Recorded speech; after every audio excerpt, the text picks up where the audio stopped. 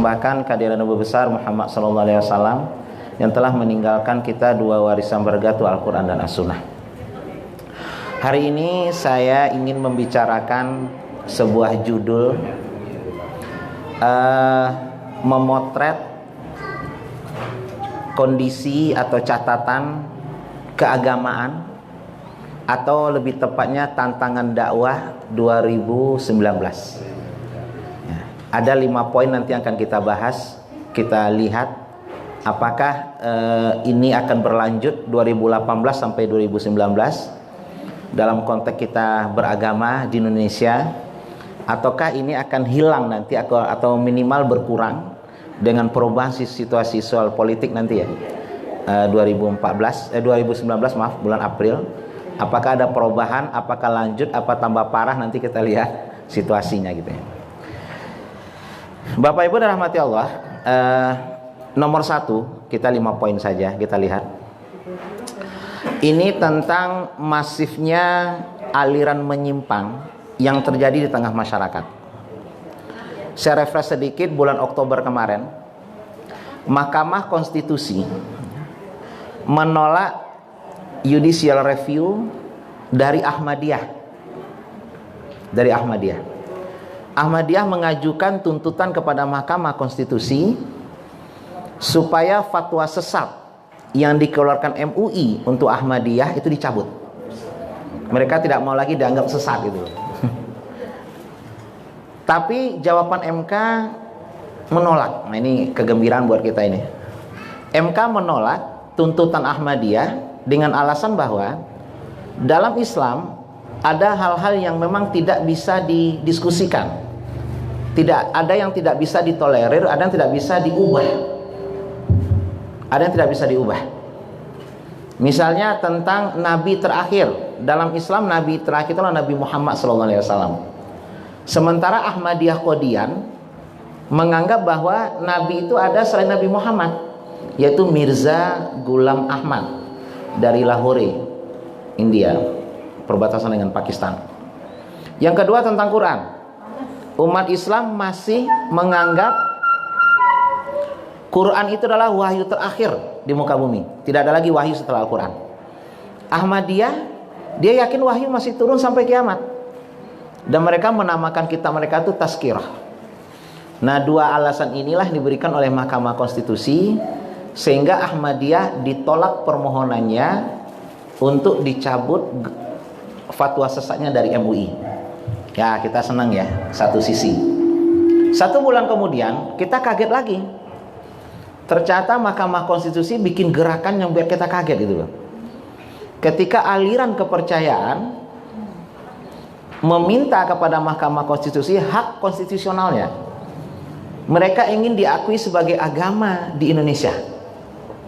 Di sana ada Sunda Wiwitan dari Bandung, ada Bahai dari Kalimantan, ada Darmo Gandul dari Yogyakarta ya, di seberang Kali Code itu loh. Alasan mereka, kami juga punya kepercayaan, kami juga punya Tuhan, kami juga punya kitab suci gitu loh. Itu kan syarat sebuah agama. Walaupun sebenarnya mereka sempalan dari gerakan-gerakan Islam. Tapi anehnya Mahkamah Konstitusi menerima. Akhirnya aliran kepercayaan sekarang sudah bisa dimasukkan di dalam identitas warga. Misalnya KTP, paspor, atau segala macam. Di ijazah mungkin bisa. Jadi nanti agamanya bukan hanya 6. Islam, Buddha, Hindu, Kristen, Protestan, Konghucu. Sekarang masuk aliran kepercayaan. Nah, ini kan bikin kita kaget ya. Jadi ada yang bikin senang, bikin kita kaget gitu loh. Nah, ini insya Allah 2019 tantangan dakwah kita Muslim itu semakin masif gerakan itu yang akan kita hadapi. Ya. Yang nomor B-nya, nomor 1, kita masih menghadapi kristenisasi. Saya Sabtu kemarin tanggal 3 sampai tanggal 6 saya di Lombok Utara. Di Lombok Utara sama Timur. Jadi Majlis Tablik PP Muhammadiyah setelah MDMC membuka jalan kita di Lombok Utara, kita masuk terakhir. Sekedar kabar gembira saja, satu-satunya relawan yang masih ada di lokasi bencana itu cuma MDMC Muhammadiyah. Selainnya sudah hilang. Ya, FPI sudah hilang. Masih ada teras dakwah, ya saya sekali ke sana bangun masjid portable. Tapi yang menemani korban gempa itu adalah MDMC Muhammadiyah. Makanya mereka sekarang mau dibangunkan ranting Muhammadiyah. Padahal mereka NW loh ya, Nahdlatul Wathon. Aliran mereka itu Nahdlatul Wathon. Tapi Muhammadiyah lah yang membangunkan 6.686 hunian sementara di Lombok Utara dan Lombok Timur. Tidak lagi relawan. Kita sampai ke sana kemarin. Nah sekarang setelah umat Islam logistiknya habis, masuklah kristenisasi dengan budanisasi. Jadi ada yayasan baru namanya Yayasan Buddha Suci. Di Jogja juga, dia juga besar nih. Kalau Bapak Ibu kemarin ketika Universitas NU diresmikan di Bogor, salah satu penyumbang dananya adalah Yayasan Buddha Suci. Kelihatan di belakangnya itu Yayasan Buddha Suci, Lipo Group dan bla-blanya itu. Nah, Yayasan Buddha Suci sudah sampai ke Lombok. Baru 2 minggu yang lalu cerita dari teman relawan di sana, mereka menawarkan 3.000 hunian tetap. Tapi dengan syarat nanti di depan rumahnya ada prasasti gitu. Prasasti Buddha. Untunglah orang Lombok agamanya kuat. Orang Lombok itu agamanya luar biasa. Mereka nggak mau menggadaikan akidah dengan seperti itu. Ditolak pada akhirnya. Tapi dengan MDMC mereka terbuka sekali. Kemarin kita pengajian di beberapa tempat, di 5 tempat di Lombok Utara ya, sama Lombok Timur. Jadi kalau dalam konteks bencana, kristenisasi, kita tidak bicara Lombok, kita bicara dekat-dekat saja. Di daerah Magelang, Sawangan ke utara, itu kita punya relawan Ustazah Bu Nur di sana, ya, yang selalu mengawal satu desa sekarang tinggal bertahan yang Muslim. Samping-sampingnya sudah Kristen semua. Bahkan sudah 6 keluarga yang masuk Kristen di desa yang direlawankan oleh Bu Nur tersebut. Yang bikin saya prihatin, karena kita sering berhubungan dan saya pernah ke sana langsung. Kadang-kadang Bu Nur itu minta bantuan ke kita untuk acara-acara berbasis TPA, angkanya paling 10 sampai 15 juta. Itu dia sulit mencarikan dana. Tapi saya lihat perguruan tinggi Muhammadiyah, UAD, UMY, UNISA, atau sampai UMS, itu kadang-kadang dalam sebulan bisa menghabiskan ratusan juta sampai miliaran gitu. Untuk acara workshop lah, inilah, itulah gitu. Padahal teman kita hanya butuh 10 juta. Lalu apa yang jadi pikiran saya? Kenapa perguruan tinggi Muhammadiyah kurang ngeh terhadap ini? Jawaban saya cuma satu. Karena rektor itu belum diajak ke sana. Dia belum tahu situasinya. Dan tidak ada kayaknya agenda rektor ke sana tuh nggak ada saya lihat. Makanya saya sudah mengusulkan ini di tingkat PP. Bahkan saya berdoa sama Allah mudah-mudahan saya jadi ketua dikti nanti ya. Kalau saya jadi ketua dikti PP Muhammadiyah, seluruh rektor saya ajak main ke sana biar dia tahu itu ada saudara kita perlu diperhatikan. 15 juta kecil buat sekelas UAD sama UMY itu ya, sama UNISA itu. Daripada ratusan juta untuk acara workshop inilah, pembinaan inilah itu.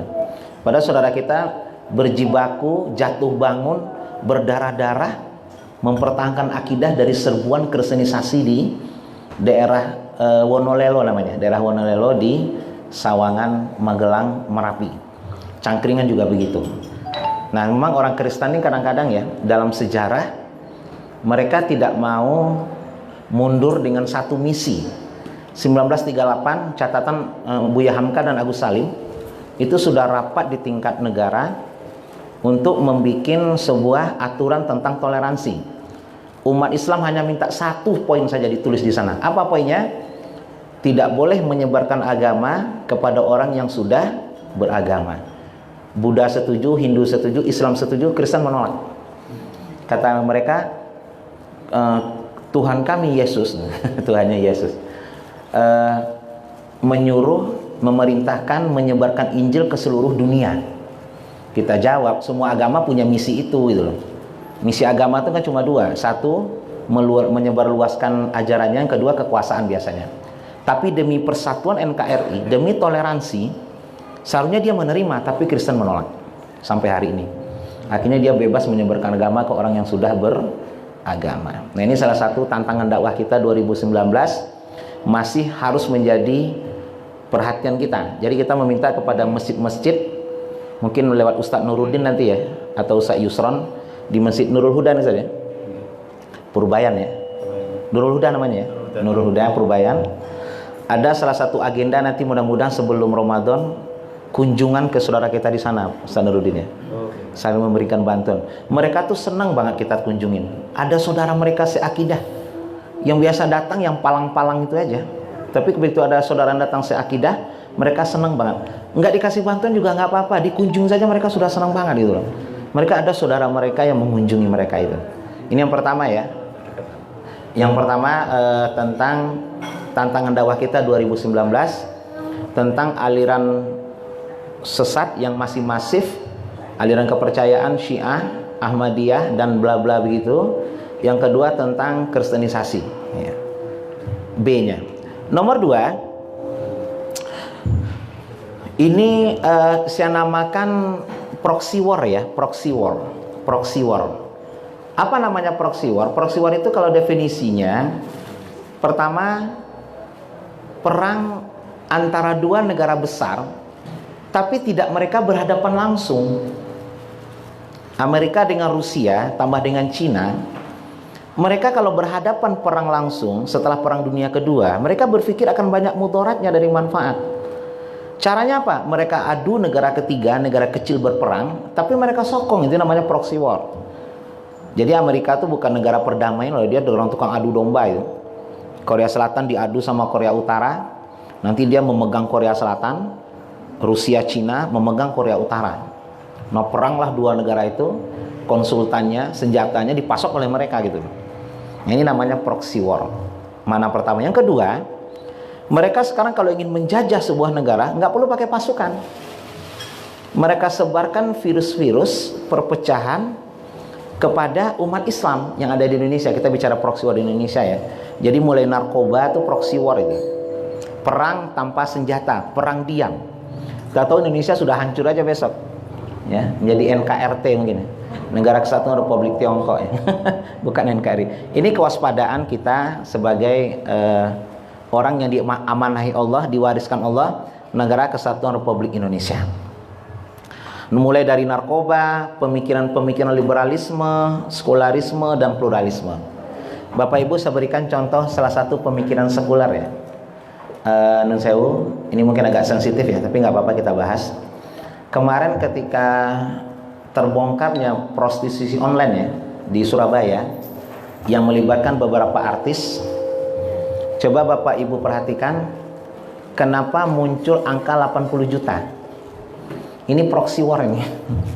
Karena kemarin ada surat suara yang ditemukan di Tanjung Priuk, angkanya juga 80 juta suara gitu. Jadi supaya otak kita ini mendengar kata 80 juta, larinya ke situ, ke Vanessa itu loh. Bukan ke ini, bukan ke surat suara. Kalau saya ditanya, surat suara itu benar nggak? Begini ceritanya, ini pemikiran saya saja ya. Ya ada teman-teman yang setuju, ada yang nggak, monggo lah. Jadi kalau kita percaya dengan teori konspirasi, itu sebenarnya kapal yang membuat surat suara itu hoax. Siapa yang menyebarkan? Mereka sendiri. Mereka sendiri yang menyebarkan. Supaya apa? Supaya orang-orang terpancing untuk menyebarkan itu. Akhirnya orang-orang yang menyebarkan malah ditangkap, dianggap menyebarkan hoax. Nah, selesai, dihukumlah mereka 4 orang. Ini saya berani taruhan ya, sekira-kira 1 bulan lagi datang lagi kapal itu, tapi kosong memang. Nah, disebar lagi oleh mereka. Lalu orang-orang tertarik lagi nyebarin, ditangkap lagi gara-gara hoax. Akhirnya orang ketakutan dengan hoax. Nah, sebulan kemudian datang surat suara beneran itu pakai kapal. Orang nggak berani lagi bilang hoax, takut ditangkap. Padahal datang beneran itu. Ini jebakan Batman-nya di sana ini.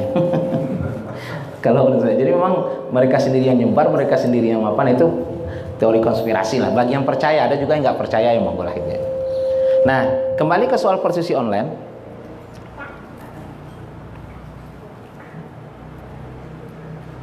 Bapak Ibu kemarin kalau melihat salah satu viral di media, salah seorang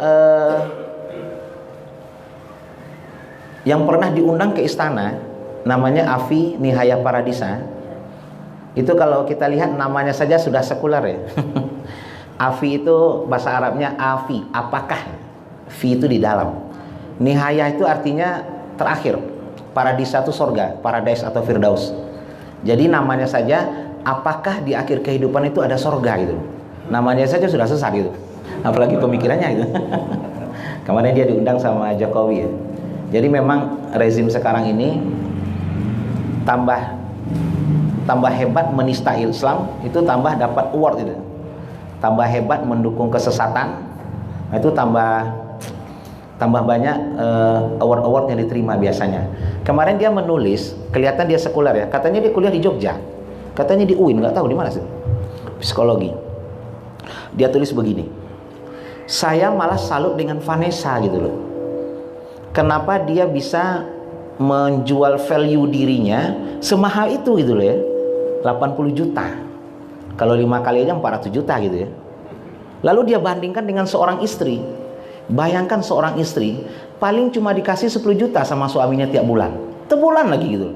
Pada sebulan tuh disuruh nyuci, ngantar anak sekolah, masak segala macam. Cuma 10 juta. Enakan ini 80 gitu loh. Coba cara berpikir dia lah ya.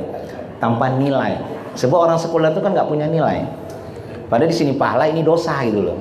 Tapi dia nggak memikirkan itu. Dia sorot dengan kacamata psikologinya.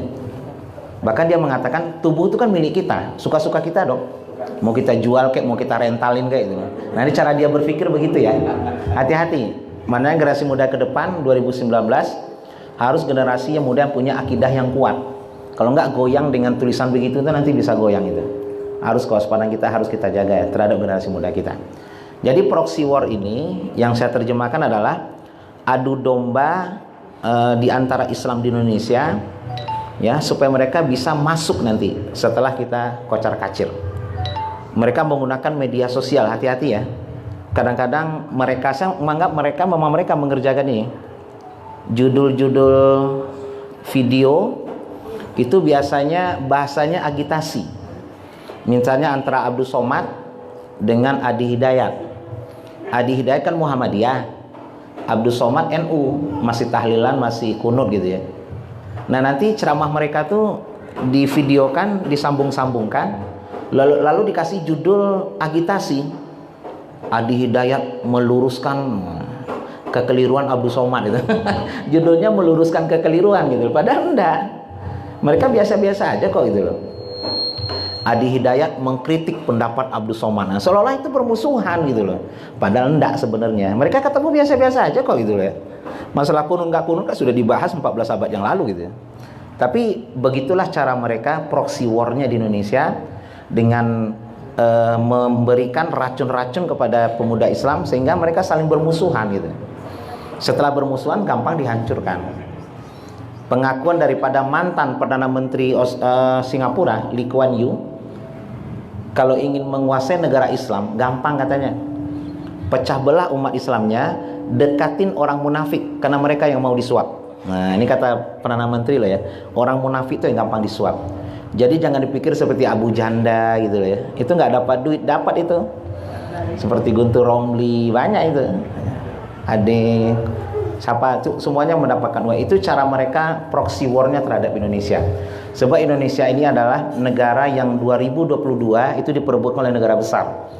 Setelah SDA semakin berkurang nanti di dunia, kekeringan terjadi di mana-mana, Indonesia diciptakan Allah adalah negara yang melimpah dengan sumber daya alam. Jadi negara-negara besar itu berlomba-lomba menguasai Indonesia dengan cara-caranya sendiri. Bahkan kalau mereka bisa bagi-bagi saja. Amerika minta Indonesia bagian barat, Indonesia bagian timur, Amerika bagian barat dipegang sama Cina. Coba, nggak sopannya mereka negara orang dibagi-bagi gitu loh. Dan kita nggak sadar kadang-kadang dengan proxy war seperti itu. Kita masih tenang, makan, minum, tidur. Padahal negara kita itu sudah digerogoti sedikit demi sedikit ya, dengan proxy war yang masuknya itu loh. Yang ketiga, ini kaitannya dengan bencana ya. 2019 kita prediksi masih terjadi nanti beberapa bencana mungkin yang akan menimpa kita di Indonesia. Kemarin kita sudah ke Lombok, insya Allah nanti beberapa minggu lagi kita ke Palu. Pandeglang mungkin belum diagendakan. Tapi ada beberapa hal yang kita pelajari dari beberapa peristiwa ini. Pertama di Pandeglang dulu. Catatan saya pribadi, satu, kemarin ada viral video ketika grup Seventeen lagi nyanyi banget gitu ya, lagi teriak-teriak, lagi jingkrak-jingkrak gitu ya, tiba-tiba dihantam oleh gelombang tsunami Pantai Carita Pandeglang. Di situ saya mengambil sebuah kesimpulan bahwa ajal kita memang misterius. Cuma yang harus kita siapkan, jangan sampai kita mengakhiri hidup kita, ajal kita diambil oleh Allah di tempat-tempat yang akan kita sesali nanti gitu loh. Ya, itu harus kita waspada. Jadi kalau bisa di tempat-tempat yang ya dalam tanda kutip maksiat, yang pernah azab Allah turun di sana, kita nggak usah lama-lama gitu loh. Misalnya Borobudur gitu loh ya. Itu kan tempat kesyirikan itu Borobudur itu. Kalau kita betah di sana lama, tidur-tiduran, foto-foto gitu kan, terlalu lama gitu loh. Boleh nggak ke sana? Al-Quran membolehkan. Firman Allah, "Qul fasiru fil ardi fanzuru kaifa kana iqbatul musyrikin." Berjalan kalian di bumi kata Allah, tapi lihatlah bagaimana hukuman terhadap. Memang disuruh, tapi jangan lama-lama gitu loh. Sebuah hadis disampaikan, Rasulullah pernah dari Madinah ke Mekah waktu perjanjian Hudaybiyah. Begitu beliau berjalan melewati sebuah lembah. Akhirnya lembah tersebut Rasulullah berjalan agak cepat gitu, setengah berlari Rasulullah. Cok gitu ya. Setelah lembah itu lewat, beliau berjalan biasa. Ditanya sama sahabat, "Ya Rasulullah, kenapa kau tadi jalannya cepat di lembah itu?" Kata Rasulullah, "Di lembah itu dulu pernah turun azab Allah kepada umat terdahulu." Jadi sunnah Rasulullah, kalau berada di tempat-tempat yang maksiat pernah azab Allah turun, jangan lama-lama gitu loh ya. Boleh ke Prambanan nggak apa-apa, tapi jangan lama-lama gitu. Sebab kita ingin husnul khotimah. Kalau pengen meninggal di masjid, ya seringlah ke masjid. Pengen meninggal sering baca Quran, ya sering baca Quran gitu loh. Jangan sampai kita mengakhiri hidup kita dari tempat-tempat yang akan kita sesali. Saya ngebayangin orang-orang yang meninggal waktu tsunami main musik itu. Mungkin mereka menjerit sekarang di alam sana. "Ya Allah, kembalikan kami ke dunia gitu. Kami pengen meninggal di masjid lagi pengajian gitu." Malah main musik gitu. Ini salah satu contoh yang kita ambil. Sebab ajal kita itu memang misteri ilahi, tapi jangan sampai kita mengakhiri hidup kita di tempat-tempat kita pengen husnul khotimah tapi kita tidak berusaha gitu. Yang kedua, dari peristiwa itu banyak ilmu kita ambil. Misalnya tentang Gunung Anak Krakatau ya. Ternyata gunung itu punya jiwa hidup. Kalau dalam surah An-Naba, wal jibala autada. Autada itu artinya tumbuh dan menancap. Jadi Anak Krakatau itu kalau saya baca kisahnya, lahirnya 1930. Anak Krakatau itu lahir 1930. Berarti usianya baru 88 tahun. Ibunya sudah meninggal. Berarti dia anak yatim ini. Gunung Krakatau itu anak yatim itu. Dia naik setiap tahun 12 cm. 12 cm per tahun, 12 cm sampai segede ini gitu ya. Sekarang sudah siaga karena mengeluarkan lava yang sangat-sangat besar. Ya. Nah, dari situ kita belajar seluruh makhluk Allah itu adalah makhluk hidup. Dalam surat At-Takwir disebutkan wa izal biharu fujirat, dan ketika laut nanti mentafjir, memuntahkan airnya ke muka bumi, itulah terjadi kiamat kubro. Nah, orang nggak yakin kok bisa air laut naik, ternyata bisa. Ya, catatan ketiga tentang apa ini bencana alam, wa najainal lazina amanu wal laziyattaqun, dalam surat As-Saffat. Allah selalu memberikan keselamatan kepada orang-orang yang beriman. Ada cerita kemarin di Pandeglang itu, karantina tahfiz Quran di sebuah wisma. Wisma itu juga berada di pinggir laut sebenarnya, tapi malah tidak tersentuh oleh air laut. Ini cerita ini berulang ya, di Aceh juga begitu 2004. Sampingnya hancur semua, masjidnya malah berdiri kokoh. Walaupun ada ilmiahnya ya, kata orang, menurut teknik sipil, kenapa masjid itu kokoh ketika bencana alam? Sebab orang bangun masjid itu nggak berani korupsi gitu loh. Besinya 16 ya 16 gitu loh. Ada pendekatan begitu, tapi kita lupa Allah juga mungkin ada campur tangannya di situ. Jadi semennya 10 ya 10. Kalau perumahan kan biasanya diganti gitu. Besinya 12 pasang 8 gitu loh. Semennya 5 dikasih 2. Saya ingat cerita di kebun binatang ini Bapak Ibu ya, Bonbin itu loh. Kan pernah ketangkap setahun yang lalu orang korupsi makanan harimau apa singa itu. Seharusnya 17 kilo sehari, dikasih cuma 5 kilo gitu loh. Yang 12 masuk kantong gitu loh. Sampai dia punya Avanza itu. Akhirnya harimau ini sakit-sakitan di Bonbin ini. Akhirnya ditangkap sama polisi. Seharusnya ditangkap masukkan ke kandang itu harimau. No, yang ngambil makanan ente no. Korupsinya kebangetan gitu loh. Seharusnya 17 kilo, seharusnya dikasih 12, 5 kilo diambil kalau mau ngambil juga ya. Ini dikasih cuma 5 kilo, 12 diambil. Sakit-sakitan harimaunya. Indonesia nih kalau korupsi itu memang susah ya. Nah di masjid dia nggak berani tuh. Nah makanya masjid itu kokoh kata ahli teknik sipil. Ya oke lah itu pendekatan ilmiah. Tapi jangan lupa kekuatan gempa menghancurkan itu dahsyat gitu. Tapi kalau di Lombok saya perhatikan kemarin di Lombok Utara itu masjid-masjid banyak juga kok yang ambruk banyak. Bahkan ada tinggal cuma ininya tuh apa gapuronya tuh ada di sana. Cuma orang Lombok itu karena mungkin mereka pendidikannya tidak terlalu tinggi, di sana setelah kawin cerai itu biasa saya perhatikan. Anak sana kalau sudah tamat SMA pilihannya cuma 2, jadi TKW atau nikah gitu loh. Nah ada milih dua-duanya, nikah dulu baru jadi TKW gitu loh. Akhirnya cerai gitu. Banyak di sana nikah cerai itu biasa gitu. Nggak ada mereka pikiran untuk sekolah tuh nggak ada di sana. Pokoknya jadi TKW atau nikah gitu loh. 2 tahun nikah cerai gitu loh orang sana itu. Itu yang cerita ke saya namanya ketua kadusnya namanya Pak Maghrib. Namanya saking kuatnya agama namanya aja waktu sholat gitu loh, Pak Maghrib gitu loh. Habis Maghrib dia tidur itu. Nggak sholat isya Pak, enggak nama saya Maghrib gitu. Pak Maghrib lah. Masih muda. Di sana memang ini apa di Lombok Utara itu ya menurut saya memang begitulah kehidupan mereka. Tapi mereka bersyukur. Sekarang kami tahu hikmah gempa Ustadz apa? Kalau nggak ada gempa, daerah kami nggak dikunjungi orang gitu. Kami kenal dengan orang Jakarta, orang Jogja, orang Malaysia yang datang ke sana itu kan. Selama ini nggak pernah, walaupun rumahnya hancur lebur, tapi mereka masih bersyukur ya. Masih hidup dan masih bisa ketemu dengan kami dari Jogja, dari Jakarta. Banyak relawan ke sana kemarin. Nah inilah beberapa kesiapan kita dalam menghadapi bencana. Jadi kalau kita kaitkan dengan surah Al-Baqarah ayat 155, Bismillahirrahmanirrahim. Wala nabluwannakum bisyai'in minal khauf. Kami akan menguji kalian kata Allah. Berarti ujian itu merata semuanya, nggak ada ujian khusus tuh nggak ada. Jadi kalau saya menerima pertanyaan dari jemaah, tiap hari ada yang nanya ya 1-2 itu. Kebanyakan tentang keluarga sih. Selalu saya jawab di awal, sabar Pak, Bu, ini ujian juga diujikan kepada orang, sabar. Baru saya carikan solusi. Pak Ustadz, suami saya kok keras ya, susah diatur. Sabar Bu, semuanya juga begitu gitu.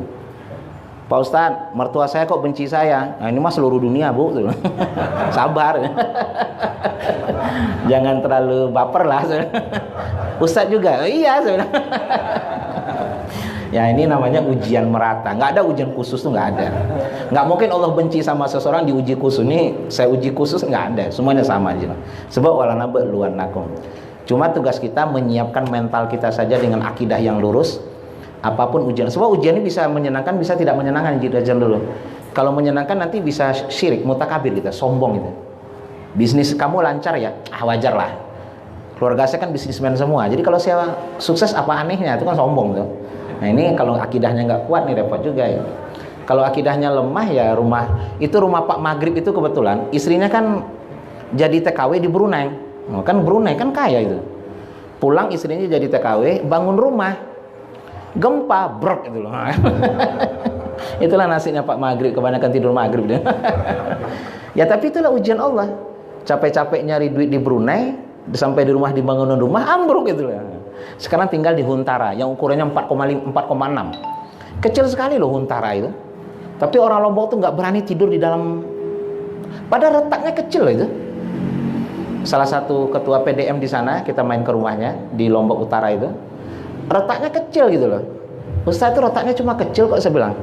Ya Ustaz, tapi kami nggak berani tidur dalam rumah. Kalau siang berani, tapi kalau malam dia tidur di Huntara itu loh. Yang kecil banget 4x6 itu loh. Siang baru, sekarang sudah mulai bikin rumah berbahan kayu. Sekarang mahal kayaknya kayu itu loh. Tapi mereka nggak berani lagi yang beton-beton begini. Mereka lebih memilih pakai kayu. Sebab kayu itu kalau digoyang ya cuma goyang doang gitu. Nggak sampai ambruk lah gitu. Ini kearifan lokal mungkin di sana. Termasuk juga di beberapa daerah yang lain. Itu yang ketiga ya, tentang bencana-bencana. Yang keempat, yang akan kita hadapi nanti masih umat Islam diberikan stigma-stigma negatif 2019 dari kata-kata radikal gitu ya. Agim aja dia nggak beradikal, orangnya halus banget loh. Bahkan anak A.A. Jimmy yang meninggal di Pandeglang itu orang yang sering memparodikan Agim. Cara ngomongnya, cara pakaiannya itu kan menghina. Sebenarnya dalam Islam tuh ghibah, itu nggak boleh. Cara ceramahnya pakai suara Agim ya. Cara sorbannya, ngomongnya gitu. Sampai namanya aja A.A. Jimmy gitu, untuk memparodikan Agim gitu ya. Kemarin meninggal di Pandeglang. A.A. Jimmy itu meninggal, kebetulan dia diundang oleh PLN juga. Jadi Seventeen sama A.A. Jimmy gitu. Dia meninggal, istrinya meninggal, anaknya 2 meninggal. Yang selamat cuma anak Ragil yang terakhir. Malah sekarang diangkat menjadi anak asuh oleh A.A. Gim gitu. Padahal orang tuanya sering memparodikan A.A. Gim gitu. Begitu lembutnya jiwa A.A. Gim gitu. Masih dianggap radikal gitu. Kalau saya radikal nggak apa-apa, logat saya Sumatera, kasar wajar lah gitu. Tapi A.A. Gim gitu loh, orangnya lembut begitu, radikal gitu. Hanya gara-gara tidak mendukung petahana gitu.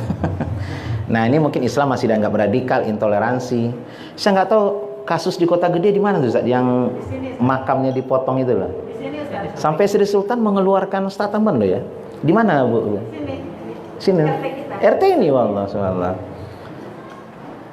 Saya dapat berita. Gimana cerita sebenarnya Bu? Saya nggak ngerti itu Bu. Monggo Bu. Di sini kan kampung Muslim. Ya. Tapi ada satu yang Kristen. Dia minta dimakamkan di sana. Dan dia meninggal, dia minta dimakamkan di tempat Muslim itu. Terus Kemudian ini karena makam Muslim dia sudah bawa salib gitu. Kan ini makam Muslim, diperbolehkan aja sudah syukur kan. Di Muslim itu artinya kita yang nyumbang, kita yang beresin, kita yang infak. Gitu. Hanya diperbolehkan, tapi jangan pakai salib dan tidak boleh ada nyanyi doa-doa. Gitu. Mereka mau bahkan pakai surat.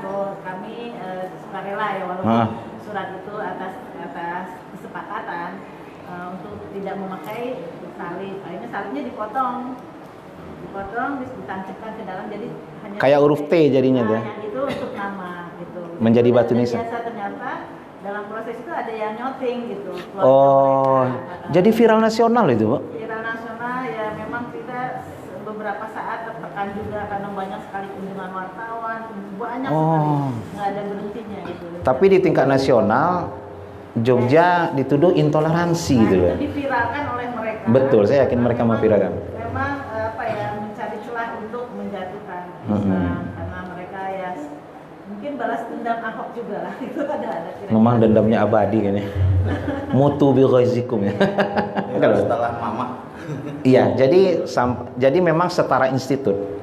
Ternyata Rocky Gerung itu juga setara institut ya. Saya juga baru tahu kemarin. Setara institut Rocky Gerung. Jadi setara institut ini kan selalu bikin survei-survei tentang toleransi. Dan dia masih menggunakan angka 26% orang Jogja itu intoleran gitu. Kita nggak tahu, ini tantangan dakwah kita ke depan Bapak Ibu ya. Di tingkat nasional yang sering diundang untuk kebijakan nasional tentang toleransi agama itu kebanyakan orang-orang liberal gitu loh. Wahid Institute, Ma'arif Institute, pokoknya institut-institut begitu deh. Nah ustaz-ustaz kita tuh jarang diundang katanya. Makanya kalau kebijakannya agak merugikan umat Islam, karena memang diskusinya bukan dari kita gitu loh, dari setara institut. Pokoknya institut-institut tuh sering bikin survei-survei. Sekarang main data. Ya. Entah tahu, teman kita pernah nyontek kuesionernya. Kenapa Jogja dibilang intoleran? Ternyata pertanyaannya menjebak gitu loh. Contoh pertanyaan kuesionernya begini. Anda nyaman nggak bertetangga dengan LGBT? Ya siapa yang nyaman gitu loh ya. Kita tidur dia teriak-teriak, au gitu. Tapi kalau kita jawab tidak, kita intoleran. Nah ini repotnya. Tapi kalau kita jawab iya kan berbohong. Nah, ini kan jebakan ini. Saya jangankan bertetangga Bu. Karena saya kemarin ini ya, karena konses tari LGBT yang harum itu, pulang dari Lombok Surabaya transit. Surabaya naik Wing Air yang pesawatnya kecil itu loh. Naik ke Jogja. Di samping saya tuh kayaknya LGBT gitu loh. Cowok pakai celana segini, lalu gerakannya tuh feminim gitu ya. Ngelihat keluar jendela. Dia sering ngelihat saya. Kan kelihatan dari ujung mata saya gitu loh. Ini kok sering merhatiin saya ya, saya bilang. Saya pura-pura baca WA. Ini macam-macam gua hajar nih, saya bilang. Gayanya tuh megang gelas aja begini. Waduh, kok sekursi sama dia nih, gue bilang. Lalu dia lihat keluar dengan gayanya itu loh. Lalu memandangin wajah saya. Nggak tahu. Ini macam-macam gua garuk nih. Ya karena saya mungkin traumatik dengan LGBT itu ya. Jadi Bapak Ibu dirahmati Allah, LGBT itu termasuk proxy war ya. Proxy war. Jadi mereka menebarkan ini di tengah masyarakat muslim supaya masyarakat muslim itu nggak cinta agamanya gitu. Dan itu dapat dana. Ini Mahfud MD sendiri yang cerita loh ya. Yang sudah di PHP-in jadi wakil presiden loh ya. Dia sendiri cerita bahwa propaganda LGBT itu didanai 120 miliar oleh PBB. Pernah kebobolan sekali ya. Ibu-ibu mungkin yang sering beli susu, ada dulu sebuah susu di Yogyakarta, kalau nggak salah bendera apa itu kan gambarnya itu kan biasanya suami istri anak satu, ini cowok-cowok anak satu, itu kita nggak sadar itu cowok-cowok anak satu, itu kan nggak benar itu. Dari mana orang LGBT melahirkan? Hamil di betis kan nggak mungkin lah. Jadi cara mereka itu adalah menyebarkan virus.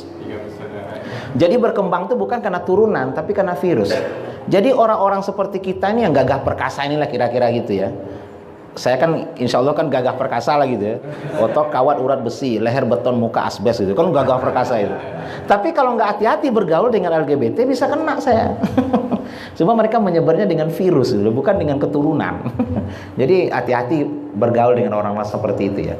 Tapi ingat, kembali kita menangani orang-orang seperti itu juga harus memberikan pendekatan persuasif ya. Maksudnya begini, Muhammadiyah pernah mendampingi kasus Syiah yang ada di Madura ya.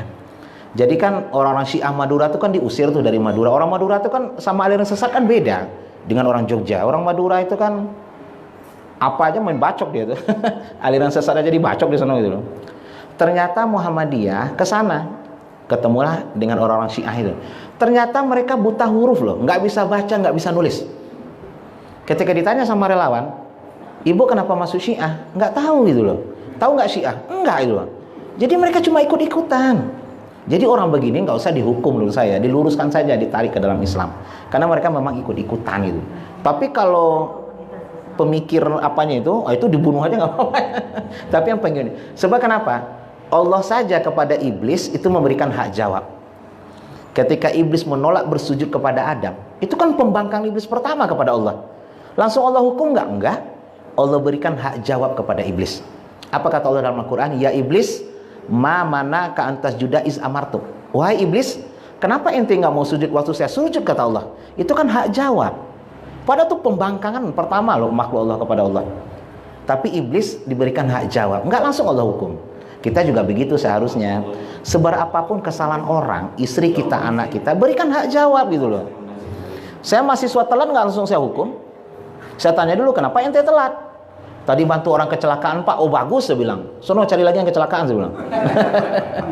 Kenapa telat? Macet Pak, kan ada hak jawab. Tergantung nanti jawabannya, saya hukum saya tidak. Kenapa telat? Ketiduran Pak, nggak saya maafkan itu. Bangun 7:30, apaan saya bilang.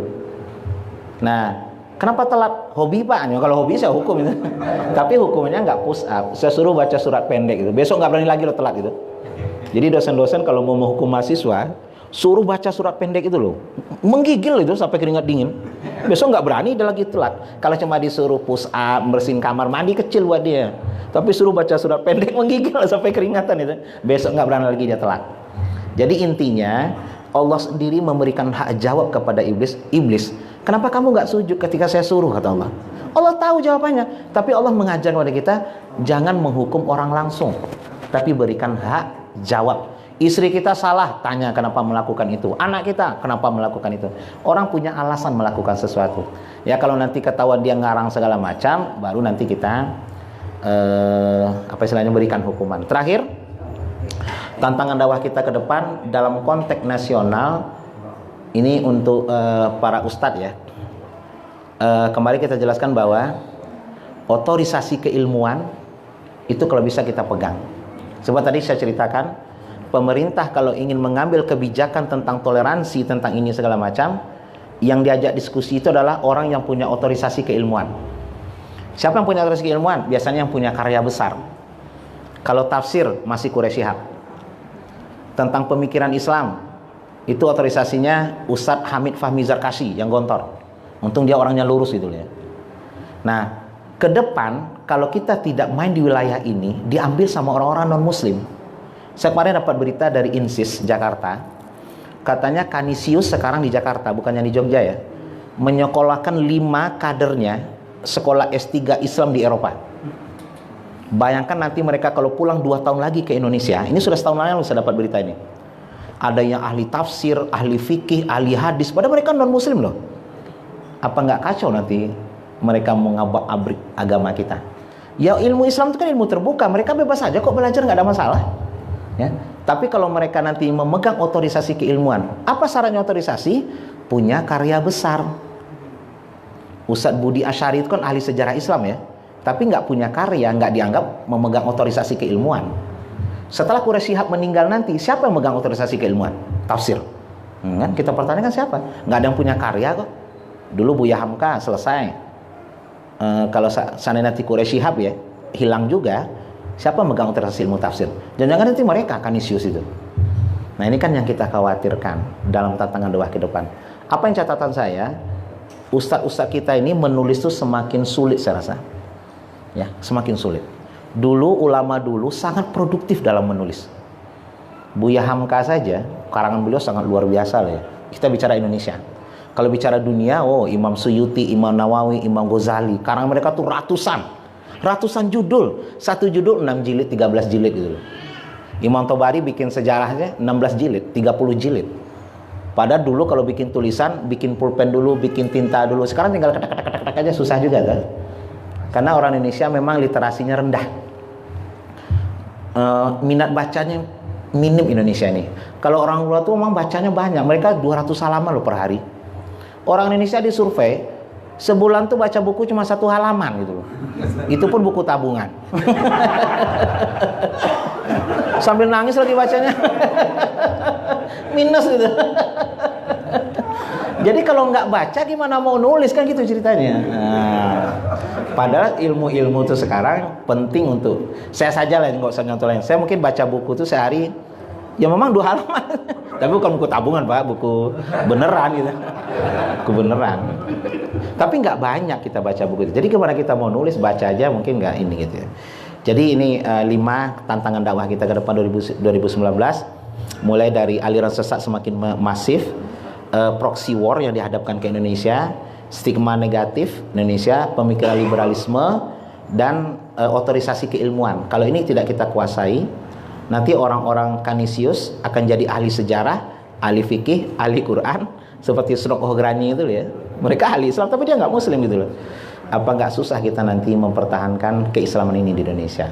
Tapi kita tetap berdoa semoga Allah memastikan bahwa Islam masih berada di Indonesia, NKRI dijaga Allah, dan semoga Allah menghancurkan rekayasa orang-orang kafir dan munafik ya untuk menghancurkan Islam di Indonesia. Kita masih punya doa kepada Allah, apalagi dari keluarga Ahlul Quran ya. Mudah-mudahan mereka nanti bisa mendoakan yang kita inginkan juga terhadap NKRI, sebab ini sudah diperjuangkan oleh para ulama dan syuhada. Ini warisan kita. Hati-hati dengan komunis, hati-hati dengan Syiah, hati-hati dengan aliran sesat yang lain. Tujuan mereka adalah untuk menghancurkan Islam di Indonesia. Jadi pemilu besok ini ya nun sewu ya, monggo lah. Saya kan orangnya berusaha untuk netral ya. Bapak Ibu terserah milih siapa lah. Milih Prabowo silakan, Sandiaga Uno juga nggak apa-apa itu. Pokoknya terserah saja lah.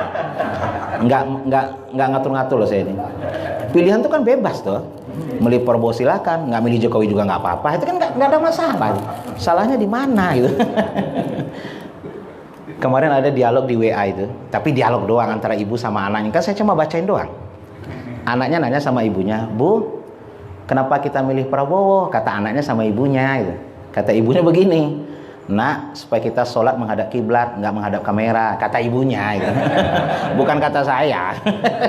Saya kan cuma nyampein doang gitu.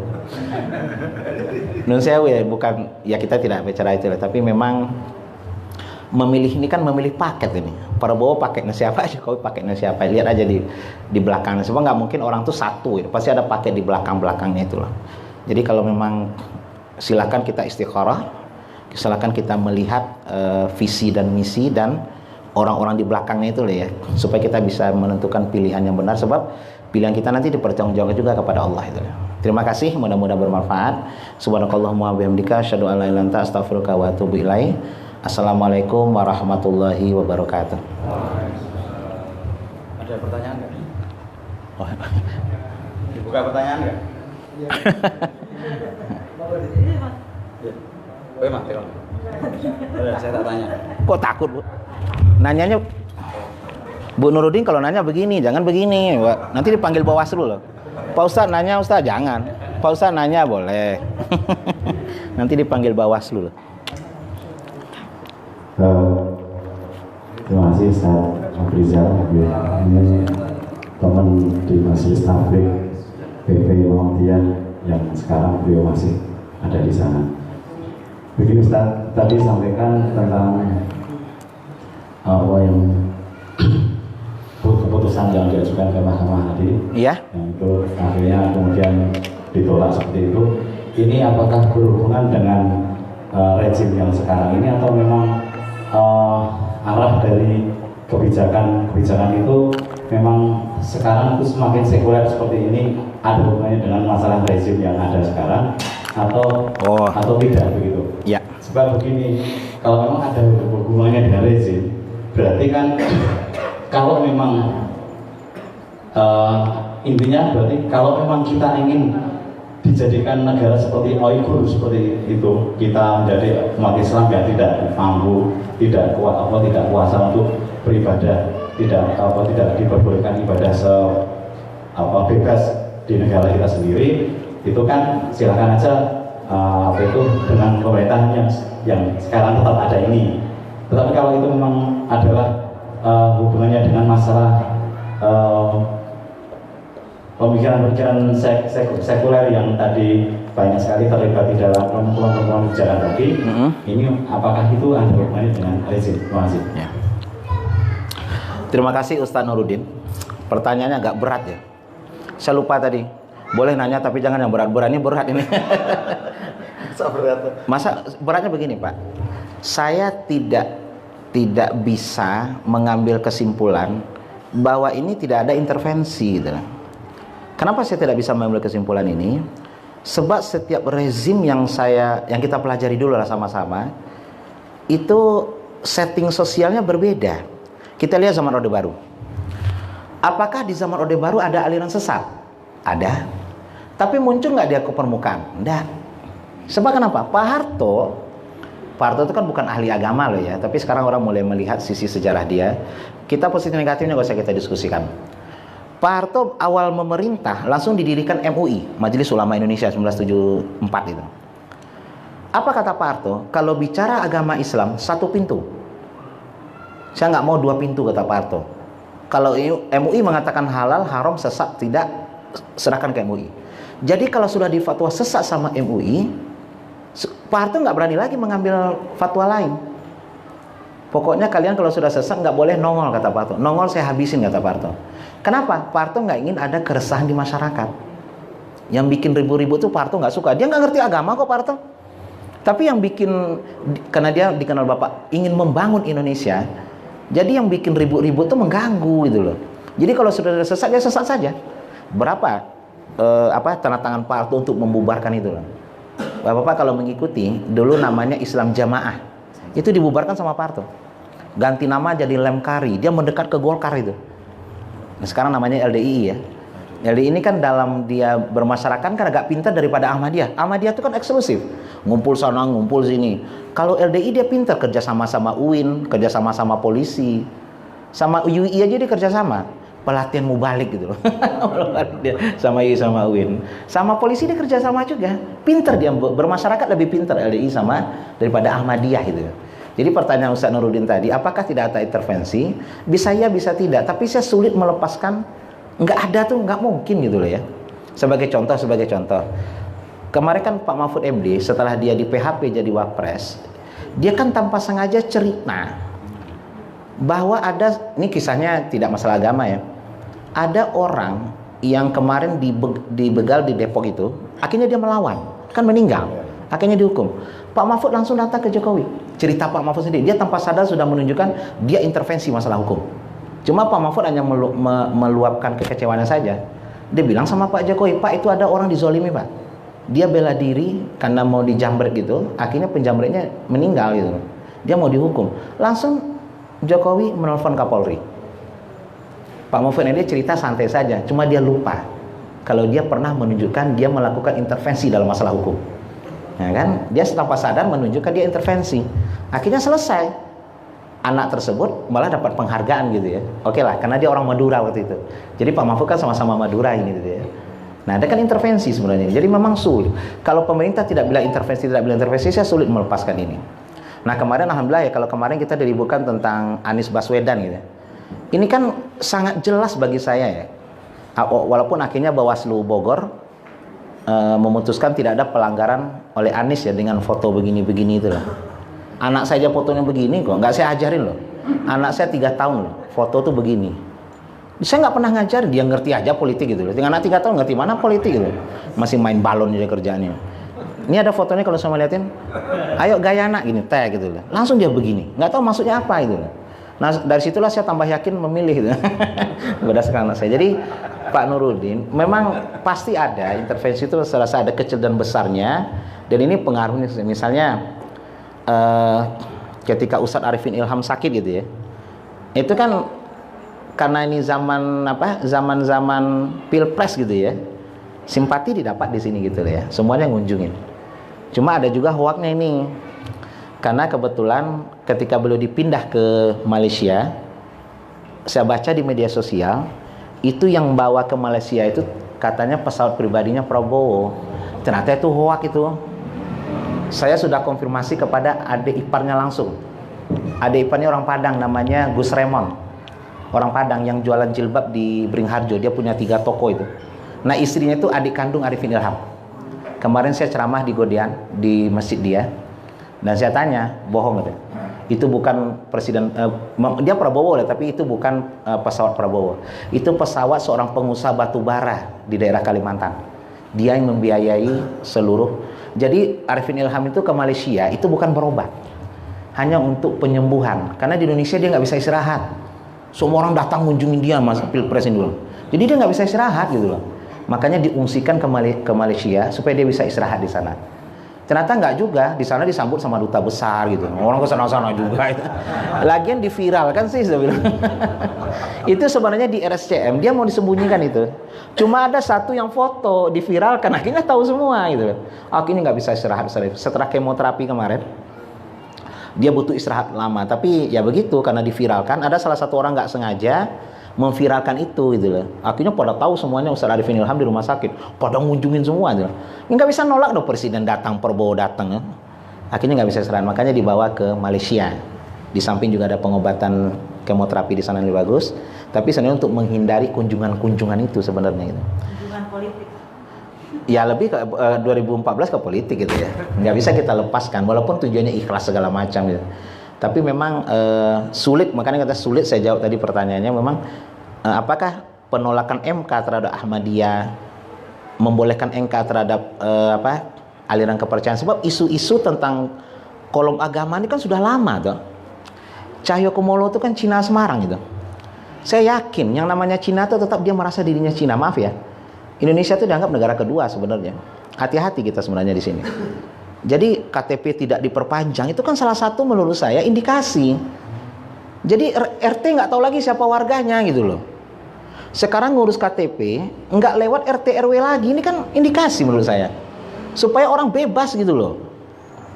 Karena memang Mendagri kita ya itu gitu loh ya. Makan kolom agama dihilangkan, nah mungkin nggak jadi dihilangkan tapi tambah aliran kepercayaan segala macam ya. Jadi ini by design mungkin ya, by design oleh mereka untuk politik-politik seperti ini ya. Memang kalau dibilang enggak ya bisa juga enggak, kalau iya lebih keras ke iyanya gitu deh. Sulit penguasa tidak melakukan intervensi ke dalam beberapa hal Ya tujuannya mungkin kalau untuk keumatan monggo lah, tidak ada masalah ya, tapi kepentingan pribadi, kepentingan sesaat, ini yang kita lepaskan. Jadi memang kita harus berpikir bahwa politik itu bukan tabu loh ya.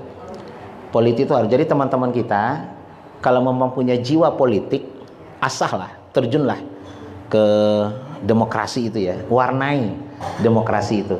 Soalnya kalau kita nggak mau, nanti mereka semua gitu, repot kita nanti.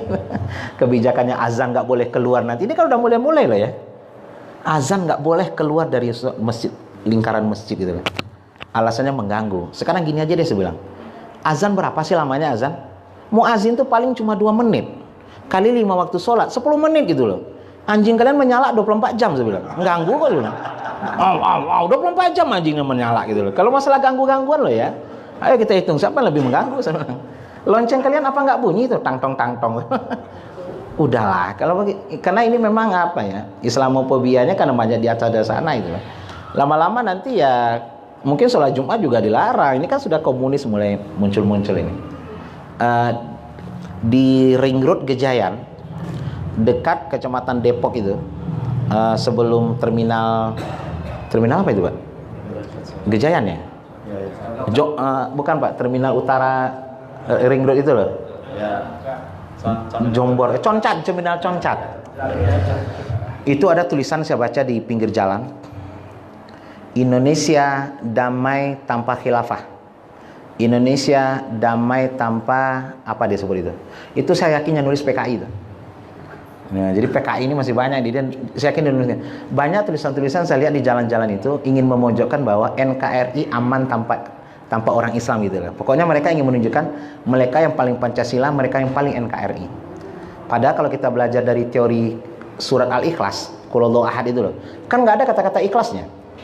Kita ngomong ikhlas aja udah nggak ikhlas. Ini ambil bantuan saya ikhlas, udah nggak ikhlas itu. Begitu halusnya ikhlas itu loh ya. Jadi orang ikhlas itu nggak perlu ngomong. Nah kalau ngomong teriak-teriak itu bukan dia sebenarnya. Saya Pancasila, berarti dia orang anti Pancasila.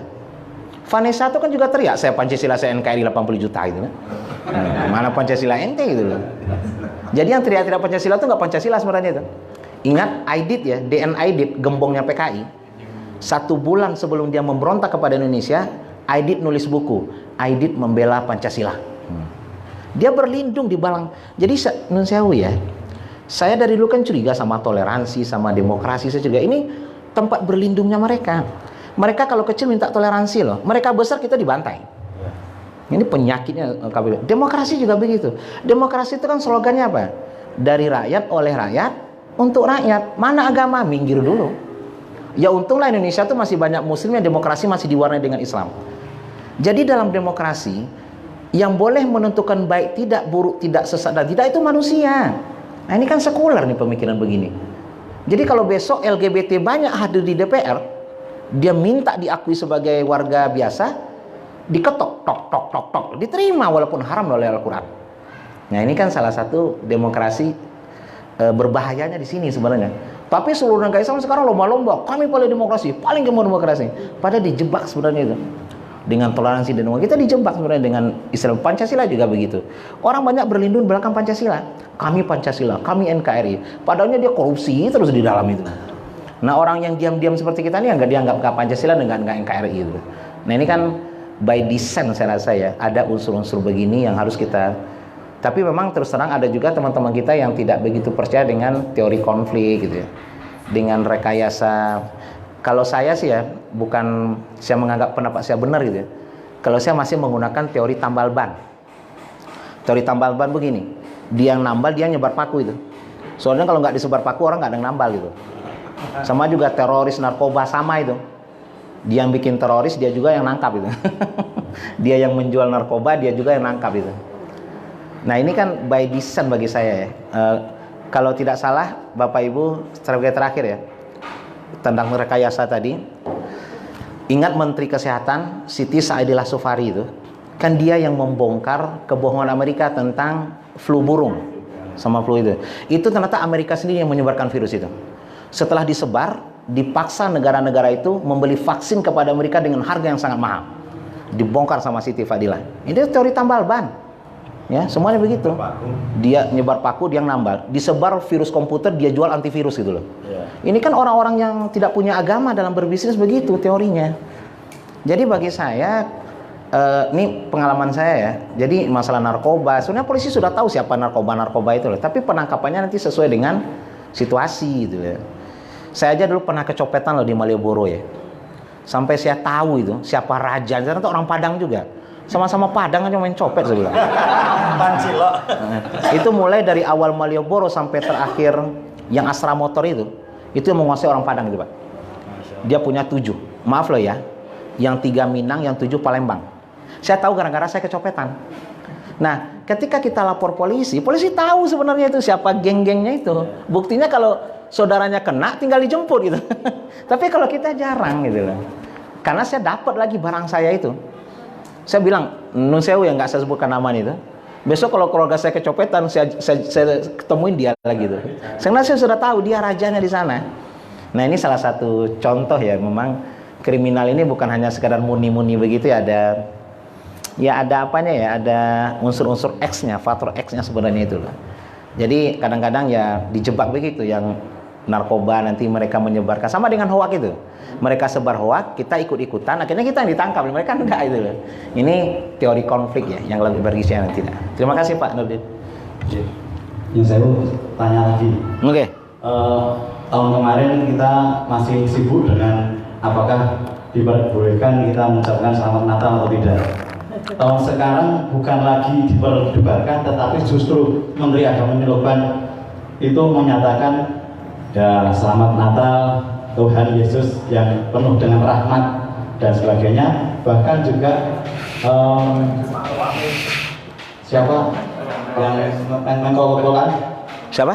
Mengkumpulkan Wiranto itu juga, padahal keluarganya sangat taat beragama, itu juga menyampaikan Tuhan yang penuh dengan rahmat, dan dia juga dengan bahasa Kristen gitu, seperti ini.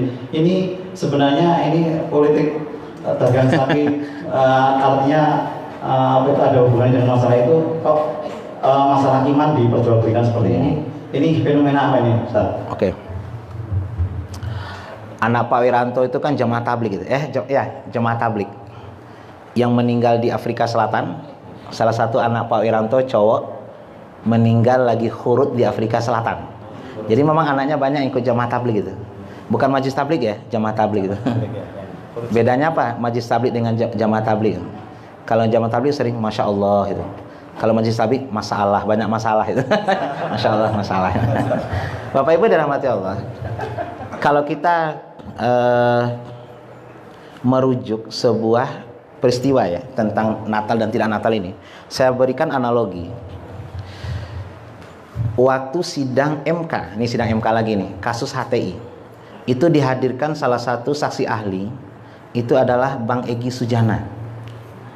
Bapak-bapak kalau baca bukunya orangnya berani sekali, padahal dia orang Sunda itu. Dia advokat, tapi orangnya berani sekali Egy Sujana dari dulu itu, dari sejak muda. Karena saya disertasi saya banyak ambil dari buku dia. Apa kata Egy Sujana? Ini disiarkan live internasional loh. Santai aja Bang Egy, apa kata Bang Egy? Kalau HTI dibubarkan karena dia bertentangan dengan Pancasila, apa kata Bang Egy? Kristen juga harus dibubarkan. Berani loh dia ngomong itu di media nasional. Kristen itu juga melanggar Pancasila. Kenapa? Tuhannya 3 kata Egy. Padahal Pancasila ketuhanannya Maha Esa gitu loh. Itu viral itu. Kalau Bapak baca, Bang Egy Sujana ini berani banget orangnya. Kalau HTI dibubarkan, bubarkan Kristen katanya. Karena Kristen juga melanggar Pancasila. Tuhannya 3, padahal Esa gitu loh. Ribut itu sedunia. Saya ngikutin. Muncullah tokoh-tokoh membela. Di antaranya Mahfud MD. Apa kata Mahfud MD? Esa itu bukan maknanya satu. Esa itu bukan satu. Yang satu itu Eka, kata Mahfud MD. Kebetulan saya bukan ahli bahasa, jadi nggak ngerti. Yang Esa Eka saya nggak tahu. Nama saya Eka ya, satu.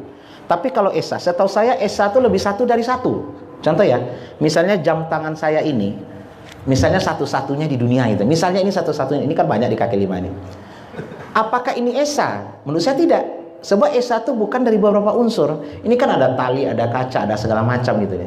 Bagi saya Esa itu lebih satu daripada satu gitu loh. Tapi kata Mahfud MD enggak. Muncul lagi profesor kedua, Nasaruddin Umar. Sekarang dia menjadi imam Masjid Istiqlal. Dia orang liberal tuh sebenarnya. Setelah Ali Mustafa Yaqub meninggal, ini anti Syiah, anti liberal ini Mustafa Yaqub. Allah cepat panggil orang-orang baik itu. Akhirnya menjadi imam Istiqlal sekarang orang liberal. Nasaruddin Umar, Profesor Dr. Nasaruddin Umar dari Makassar. Dia katakan begini, Tuhan Kristen itu sebenarnya satu gitu loh, tapi tiga, tapi satu. Dia aja bingung apalagi kita itu. Tiga apa satu gitu loh. Jadi kalau debat dengan orang Kristen gitu ya, tiga apa satu? Tiga tapi satu, satu tapi tiga. Tanya lagi, tiga apa satu sih gitu. Sama kita debat dengan orang Islam Nusantara, gampang kok sampai Islam Nusantara. Beda nggak Islam Nusantara sama Islam Arab? Nggak beda dong. Kalau nggak beda, kenapa Anda dikasih nama Nusantara gitu ya? Beda dong. Kalau beda ente kafir dong gitu. Beda sama Arab gitu. Nah, rupanya tulisan dua orang ini dijawab oleh tokoh Muhammadiyah di Amerika, namanya Ustaz Syamsi Ali. Syamsi Ali itu pernah cerita waktu Kiai Haji Hasyim Muzadi meninggal, dia pernah ditelepon sama Hasyim Muzadi dulu. Syamsi Ali, tolong Anda bikin cabang NU di New York kalau tidak salah di Amerika. Kata Syamsi Ali, Ustadz, saya Muhammadiyah loh gitu loh. Nggak apa-apa kata Hasyim Muzadi. Saya aja kalau diminta jadi ketua PP saya mau kok, kata Hasyim Muzadi. Rupanya waktu itu Ulil juga sekolah di sana. Hasyim Muzadi takut Ulil Absar Abdallah tuh bikin organisasi NU juga gitu loh. Mendingan orang Muhammadiyah disuruh gitu loh, kata Hasyim Muzadi. Nah, salah satu cerita daripada Syamsi Ali, dia tulis panjang itu. Intinya apa? Kalau kalian membela Kristen, alasannya karena Pancasila, urusan kalian. Tapi dengan akidah bisa batal syahadat kalian. Diambillah surah Al-Maidah ayat 71-72. Laqad kafarul lazina qalu innallaha inna Isa ibnullah. Kafir kata Allah orang mengatakan Isa itu Allah, Tuhan. Ayat 71, ayat 72 Al-Maidah. Laqad kafarul lazina qalu innallaha salisun salasa. Kalian telah kafir kata Allah kalau berani mengatakan Tuhan itu 31. Jadi hati-hati, syahadat kalian bisa batal kata Syamsi Ali.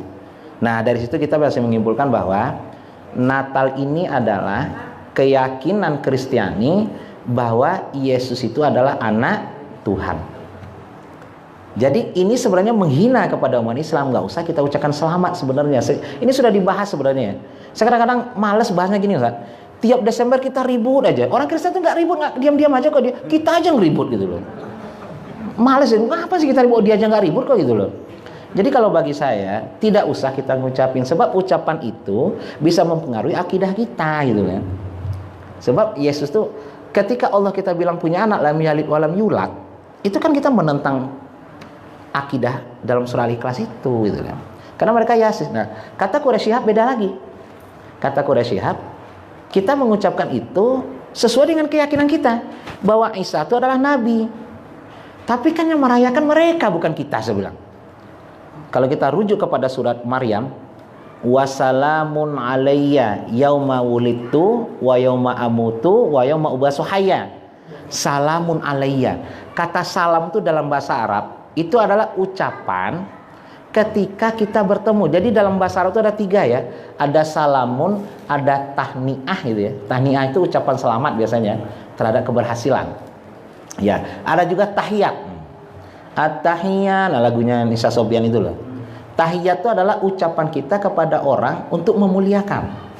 Kalau salam hanya doa. Jadi kalau kita salamun alayya, cukup doakan saya kata Nabi Isa, nggak usah dirayakan. Nabi Isa aja bilang begitu kok dalam Al-Quran. Salamun alayya, silakan baca surah Maryam ya. Salamun alayya ya boleh tulis bahaya. Jadi kita simpulkan, kita tidak boleh mengucapkan itu sebab itu bisa merusak akidah kita. Yang kedua, fatwa daripada Al-Azhar tahun 96, kalaupun terpaksa kita mengucapkan, kalaupun terpaksa karena kita di Indonesia bagian timur ya, hindari ucapan tahniah. Jangan menggunakan kata-kata selamat. Jadi kalau kita ketemu saudara kita non muslim lagi Natalan, jangan dikasih kata selamat. Bikin aja redaksi biasa misalnya, "Wah Pak lagi Natal ya," gitu aja. Selamat ya itu pindah ke belakang sama aja itu. Pak lagi Natal ya, selamat ya itu sama aja. Jangan kata selamat gitu. Itu fatwa pernah diberikan. Jangan mengundur misalnya, "Wah Pak lagi Natal ya," udah gitu aja. Kalaupun kita terpaksa. Saya kan juga ada tetangga saya non muslim 6 orang di RT saya. Kalau waktu saya lewat depan rumahnya jalan sama anak saya, pas ditegur paling saya kata, "Wah rumah rame Pak ya, lagi Natal ya," itu aja kok bilang saya. Selamat ya nggak ada gitu loh. Dia juga nggak pernah ngundang saya gitu. Nah apakah ini dari segi politis Sebenarnya Buya Hamka yang waktu dia meletakkan jabatan ketua MUI itu sebenarnya kasusnya bukan Selamat Natal, ini saya luruskan ya. Kasusnya pada waktu itu banyak pejabat-pejabat yang datang ke acara perayaan Natal gitu loh. Mereka minta dibikinkan fatwa, Buya Hamka nggak mau.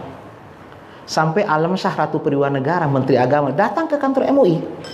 Buya, saya mundur saja jadi Menteri Agama. Oh jangan, kata Buya Hamka. Jangan kau yang mundur, biar saya yang mundur gitu loh. Nah, akhirnya keluar fatwa itu bahwa tidak boleh pejabat negara ikut dalam perayaan Natal dan pengucapan Natal. Lalu dibikin konsidernya di bawah itu dan hal-hal yang berkaitan dengan itu. Nah, banyak orang membaca hal-hal yang berkaitan dengan itu termasuk mengucapkan Selamat Natal gitu. Jadi Buya Hamka itu masih dianggap ikon ya, yang tidak membolehkan. Sebenarnya Ma'ruf Amin juga nggak boleh kok dulu, sekarang aja dia boleh gitu loh. Karena jadi cewek. Dulu juga nggak boleh kok sama dia gitu. Kenapa berubah? Ya jawaban saya seperti jawaban Jokowi, ya tanya beliau gitu. Tanya beliau. Saya nggak tahu kenapa beliau berubah itu ya. Ya berubah lah. Monggo Pak Nurdin. Ada yang lagi yang bertanya? Sampun. Sampun Pak. Teman-teman. Hai, terus. Ya.